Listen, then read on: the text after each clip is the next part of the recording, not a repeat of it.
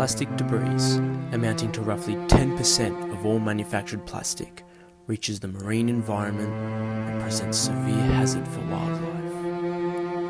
Wildlife has difficulty feeding due to entanglement, which leads to an increase in deaths for species including seabirds, marine mammals, and fish. Plastic is often mistaken for food and ingested, which leads to suffocation or reduced sensation to feed when debris becomes permanently trapped in stomach. These polymers may also last for 100 years in the seas before decaying. Plastic production in excess of 100 tonnes per annum. These tremendous amounts of plastic are entering our waterways and oceans because of our improper behaviour, predominantly littering, with the Danube River alone carrying 4.2 tonnes of plastic waste per day. We all have an obligation to protect our environment from the plastic waste thrown away every day. The best way to achieve this is by simply throwing away all our plastic in the appropriate bins. We should also prioritise raising public awareness of the problems of plastic, which would hopefully pressure the manufacturers to make products which are compatible with the product recycling loop. Our engineers have combined the usefulness of the bin with the necessity of the street gutter to create an earth-saving invention. Presenting the Gutter Grabber Pro. This product fits easily in most standard street gutters and effortlessly collects waste that would otherwise end up in our waterways and oceans. It'll be able to collect up to 15 kilograms of waste and is easily removable by local waste management officers. Can you imagine your streets free of rubbish? Us at T.R.A.S.H can. A similar device for marinas has been successfully installed in WA.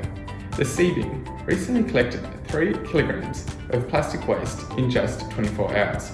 Councils across Australia are realising the importance of such inventions and are installing them at an impressive rate. Further inventions such as the gutter grabber will benefit our streets. Help us help the environment and keep our streets clean with the Gutter Grabber Pro by T.R.A.S.H.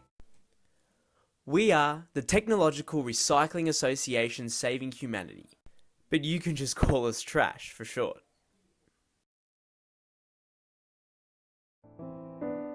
Improper waste disposal or littering have many negative effects on the natural world. The effects of littering cause harm by contaminating the air and water systems, causing detrimental effects on both human and animal life. Currently, Australian councils provide many garbage disposal methods to the public and many educational opportunities, highlighting the negative effects of littering. These government initiatives to reduce public littering is creating positive change. However, the change is very gradual. Nevertheless, this environmental emergency is urgent. That's why we believe more needs to be done to stop littering. That's why we've come up with a new incentive-based initiative.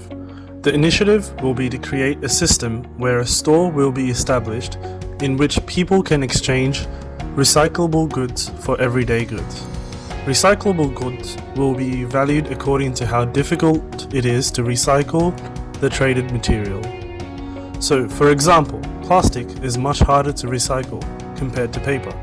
Therefore, plastic will be worth more than paper when traded.